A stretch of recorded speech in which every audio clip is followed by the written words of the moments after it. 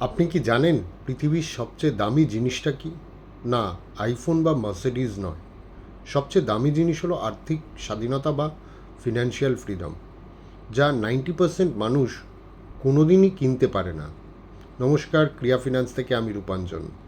আমরা অনেকেই একটা ভুল করি, যে টাকাটা আমাদের কাছে নেই, সেই টাকাটা দিয়ে আমরা এমন সব জিনিস কিনি যা আমাদের প্রয়োজন নেই।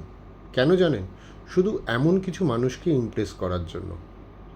আর একেই বলে ফেক ওয়েলথ।